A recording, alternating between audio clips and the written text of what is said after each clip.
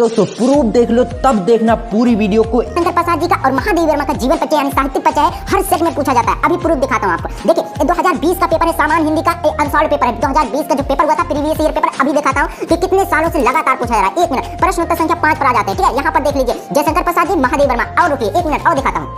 यहाँ पर देखिए जयशंकर प्रसाद जी, महादेवी वर्मा। और दिखाता हूँ, रुकिए यहाँ पर देख सकते हैं महादेवी वर्मा। ऐसा नहीं कि वही घुमा फिरा कर दिखा रहा हूँ। देखिए अब 2022 में, इससे पहले दिखाया था। बहुत बहुत स्वागत है आपका अपनी इस यूट्यूब चैनल साकिब क्लास में। दोस्तों अब आपके पास समय बहुत ही कम बचा है, 2 से 3 दिन बचा है। अब इस 2 से 3 दिन में आपको 22 फरवरी के लिए पूरी तैयारी करना है। तो आज की इस वीडियो में हम आपको जयशंकर प्रसाद जी का और महादेवी वर्मा जी का जीवन परिचय यानी साहित्यिक परिचय उनका बिल्कुल क्लियर कराने वाले हैं। ठीक है, आज की इस वीडियो को देखने के बाद आपको जयशंकर प्रसाद जी के साहित्यिक परिचय के लिए और महादेवी वर्मा के साहित्यिक परिचय के लिए और वीडियो देखने की जरूरत नहीं है। और 22 फरवरी को आपको इस तरीके से लिखना है जैसा आज की इस वीडियो में बताने वाला हूं, तो आपके 5 नंबर समझ लो बिल्कुल फिक्स हो जाएंगे। पहले आपको लिखना होगा प्रश्नोत्तर संख्या 5 खा। ठीक है, फिर उसके नीचे लिखना होगा जिसका आप जीवन परिचय लिख रहे हो उसका नाम। ठीक है, जैसे यहाँ पर हम लिख रहे हैं जयशंकर प्रसाद जी का, तो लिख देंगे जयशंकर प्रसाद जी। ठीक है,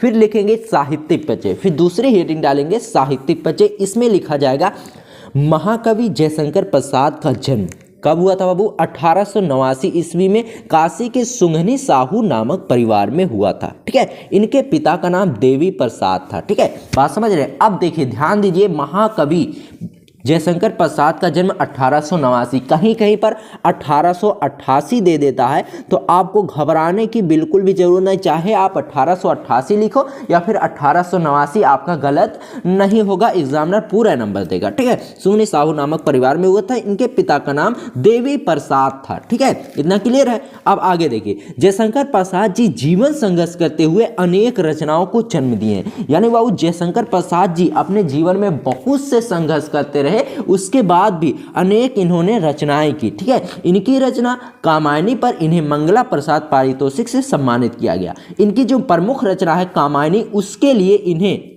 मंगला प्रसाद पारितोषिक से सम्मानित किया गया। ठीक है, और जयशंकर प्रसाद का काव्य में प्रेम सौंदर्य प्रमुख विषय रहा है, यानी जयशंकर प्रसाद जी जितनी भी रचनाएं करते थे उन रचनाओं में इनका प्रेम और सौंदर्य ये दोनों रहते थे, ये दोनों ज़्यादा रहते थे, इसलिए इनका प्रमुख विषय रहा है। ठीक है, और जयशंकर प्रसाद जी नागरिक पंचायती सभा के उपाध्यक्ष भी रहे, और जो नागरिक पंचायती सभा है ना उसके उपाध्यक्ष भी रहे जयशंकर प्रसाद जी कुछ दिनों तक। ठीक है, और सन 1937 ईस्वी में इन्हें क्षय रोग हो गया, जिससे ग्रसित होने के कारण इनका स्वर्गवास हो गया। अब अगली हेडिंग डालनी होती है बाबू कृतियां। इनकी प्रमुख कृतियां निम्नलिखित है, जैसे नाटक में हो जाएगा चंद्रगुप्त अजातशत्रु। दोस्तों ये याद करने का एक फायदा और है, जैसे आपके बहुविकल्पीय में भी पूछा जा सकता है कि चंद्रगुप्त के लेखक कौन है, तो अगर आप पढ़े रहेंगे तो आप तुरंत ऑप्शन लगा देंगे जयशंकर प्रसाद जी का। बात समझ रहे हैं? उसके बाद देखिए उपन्यास में लिखना है आपको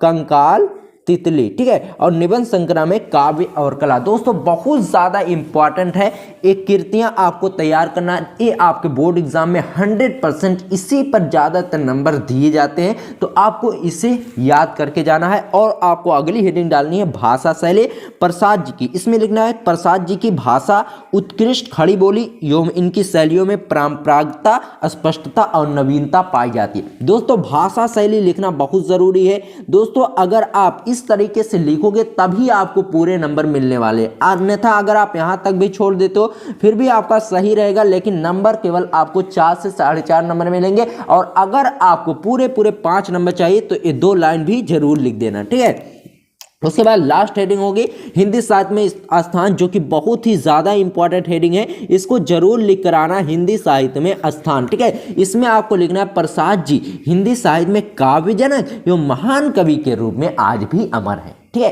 प्रसाद जी को देखिए गुजरे हुए बहुत साल हो गए, लेकिन आज भी उनका जीवन परिचय सबसे टॉप पर आता है बोर्ड एग्जाम में, और सबसे ज्यादा उनका नाम लिया जाता है हिंदी में। ठीक है, तो आपको जयशंकर प्रसाद जी का साहित्यिक परिचय जरूर तैयार कर लेना। अब चलिए देखते हैं महादेवी वर्मा का साहित्यिक परिचय। दोस्तों सबसे पहले आपको लिख देना है महादेवी वर्मा, उसके बाद हेडिंग डालिए साहित्यिक परिचय, ठीक है। उसमें आपको लिखना है महादेवी वर्मा का जन्म सन 1907 ईस्वी में उत्तर प्रदेश के फर्रुखाबाद शहर में हुआ था।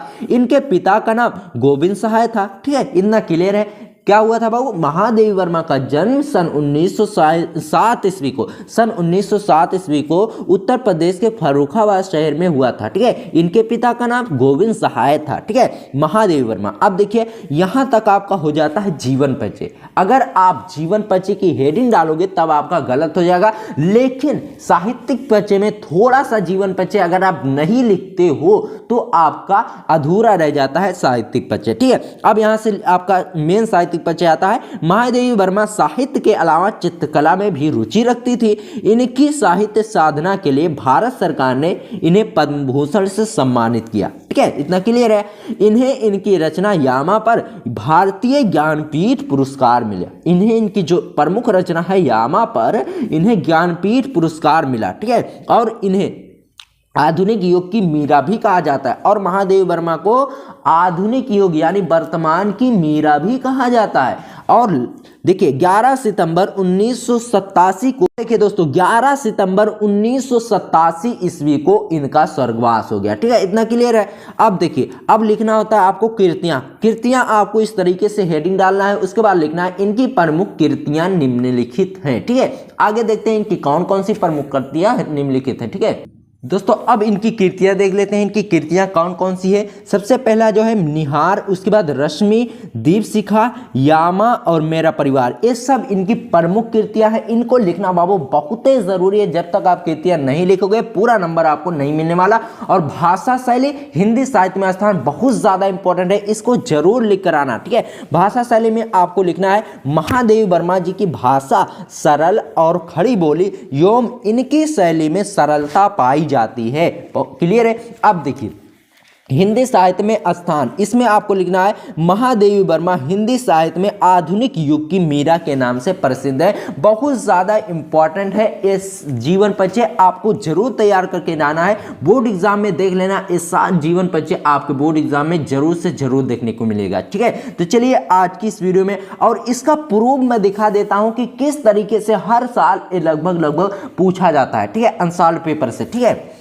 दोस्तों प्रूफ देख लो तब देखना पूरी वीडियो को। एक ही जीवन परिचय, ये जो जयशंकर प्रसाद जी का और महादेवी वर्मा का जीवन परिचय यानी साहित्यिक परिचय है, हर सेट में पूछा जाता है। अभी प्रूफ दिखाता हूं आपको। देखिए ये 2020 का पेपर है, सामान्य हिंदी का अनसॉल्व पेपर है। 2020 का जो पेपर हुआ था प्रीवियस ईयर पेपर, अभी दिखाता हूं कि कितने सालों से लगातार पूछा जा रहा है। 1 मिनट, प्रश्नोत्तर संख्या 5 पर आ जाते हैं, ठीक है। यहां पर देख लीजिए जयशंकर प्रसाद जी, महादेवी वर्मा, और रुकिए 1 मिनट और दिखाता हूं।